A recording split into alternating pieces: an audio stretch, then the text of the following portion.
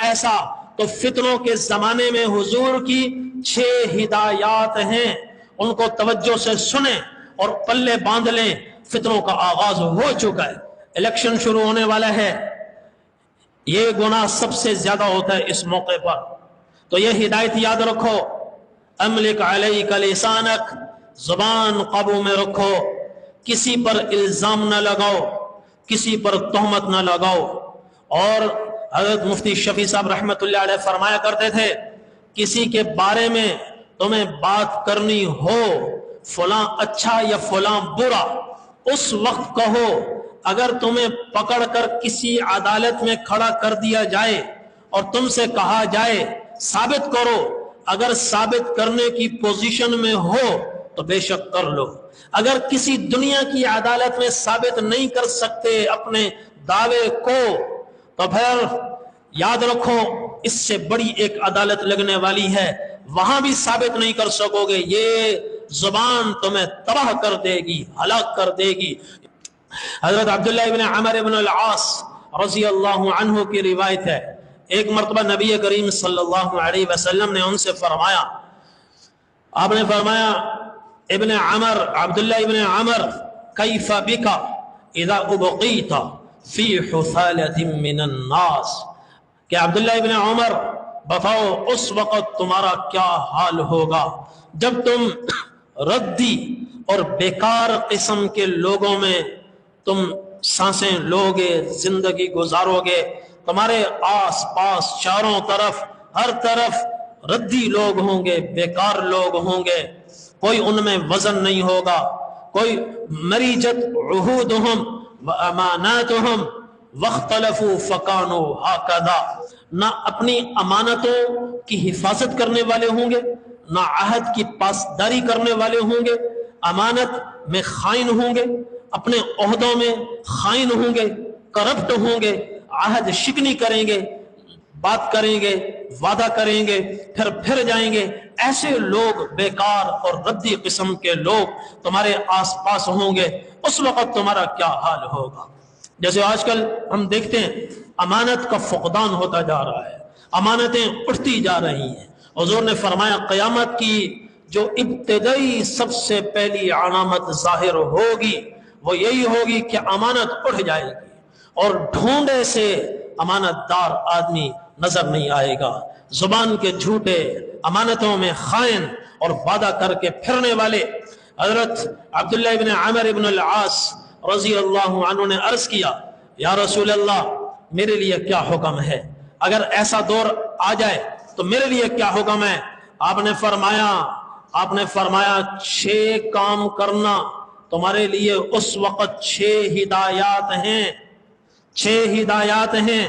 کون سی؟ پہلی آپ نے فرمایا الزم بیتک، فضول باہر گھر سے مت نکلو، وقت زیادہ سے زیادہ گھر میں گزارو، ضرورت کے تحت نکلنا پڑے نکلو، باقی سارا وقت گھر میں گزارو۔ پہلی ہدایت کونوا احلاس بیوتکم، اسی ہدایت کو ایک اور جگہ یوں فرمایا کہ گھر کے ٹاٹ بن جاؤ، گھر کی لکڑی بن جاؤ، گھر کی دیوار بن جاؤ، بلا ضرورت گھر سے باہر مت نکلو، وقت اپنا گھر میں گزارو۔ دوسرا وَأَمْلِكْ عَلَيْكَ لِسَانَكَ، زبان کی حفاظت کرو، زبان کی حفاظت کرو۔ الیکشن شروع ہونے والا ہے، یہ گناہ سب سے زیادہ ہوتا ہے اس موقع پر، تو یہ ہدایت یاد رکھو، املک علیک لسانک، زبان قابو میں رکھو، کسی پر الزام نہ لگاؤ، کسی پر تہمت نہ لگاؤ۔ اور حضرت مفتی شفیع صاحب رحمت اللہ علیہ فرمایا کرتے تھے، کسی کے بارے میں تمہیں بات کرنی ہو، فلاں اچھا یا فلاں برا، اس وقت کہو۔ اگر تمہیں پکڑ کر کسی عدالت میں کھڑا کر دیا جائے اور تم سے کہا جائے ثابت کرو، اگر ثابت کرنے کی پوزیشن میں ہو تو بے شک کر لو۔ اگر کسی دنیا کی عدالت میں ثابت نہیں کر سکتے اپنے دعوے کو تو پھر یاد رکھو اس سے بڑی ایک عدالت لگنے والی ہے، وہاں بھی ثابت نہیں کر سکو گے، یہ زبان تمہیں تباہ کر دے گی، ہلاک کر دے گی۔ یہ حضور کی فتنوں کے زمانے میں 6 ہدایات میں سے دوسری ہدایت ہے۔ وَأَمْلِكْ عَلَيْكَ لِسَانَكَ، زبان قابو میں رکھو، کسی کو چور نہ کہو، کسی کو ڈاکو نہ کہو، کسی کو کرپٹ نہ کہو۔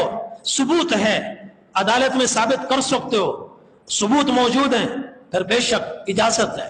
پھر بھی اللہ تعالیٰ قرآن میں سورۃ النور میں ارشاد فرماتے ہیں ان الذین یحبون ان تشیع الفاحشہ فی الذین آمنوا لہم عذاب علیم فی الدنیا والآخرہ، جو لوگ یہ پسند کرتے ہیں کہ اہل ایمان میں برائیوں کو پھیلاتے پھریں، فلاں ایسا فلاں ایسا، فلاں زانی فلاں شرابی، لوگوں میں پھیلاتے پھرتے ہیں، باتیں کرتے ہیں، قیامت کے دن ان کے لیے دردناک عذاب ہوگا۔ جس کو بات کرنی ہے، ثبوت ہے، وہ عوام میں بات نہ کرے، سب سے پہلے عدالت میں جا کر ثابت کرے، وہاں بات کرے، عوام الناس کے دل خراب نہ کرے۔ حضور پاک صلی اللہ علیہ وسلم نے خود فرمایا مجھے کسی کی برائی نہ سنایا کرو، میں چاہتا ہوں اپنا دل صاف ستھرا کر کے کسی کی کمی دل میں لائے بغیر میں دنیا سے چلا جاؤں، میرے دل کو برائیاں سنا کر خراب مت کرو۔ یہ حضور فرما رہے ہیں، تو میرے بھائیوں ہم مزے لے لے کر برائیاں بیان کرتے ہیں، فلاں قائد ایسا، فلاں پارٹی کا رہنما ایسا، فلاں ایسا۔ تو فتنوں کے زمانے میں حضور کی 6 ہدایات ہیں، ان کو توجہ سے سنیں اور پلے باندھ لیں، فتنوں کا آغاز ہو چکا ہے۔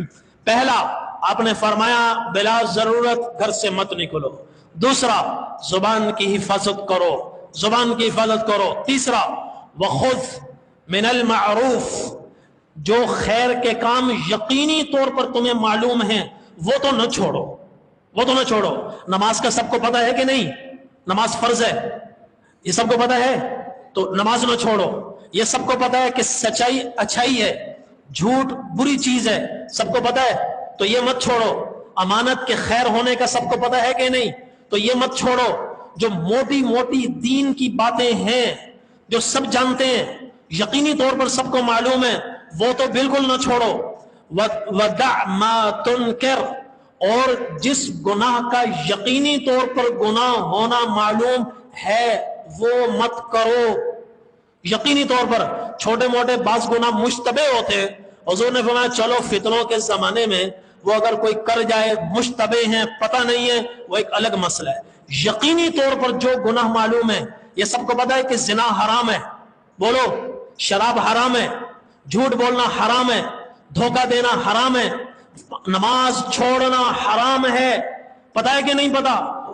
زیادہ آگے نہیں جاؤ، بڑے بڑے رات کی تہجد اور ہر وقت تسبیح اور وقت کے جنید بغدادی بن جانا، یہ اگر مشکل ہے چھوڑو، لیکن موٹے موٹے جو دینی فرائض ہیں جن کا فریضہ فرض ہونا اور نیکی ہونا سب کو معلوم ہے وہ کرو، اور جس گناہ کا گناہ ہونا یقینی طور پر معلوم ہے وہ چھوڑ دو، وہ چھوڑ دو۔ 4 باتیں ہو گئی، 5ویں بات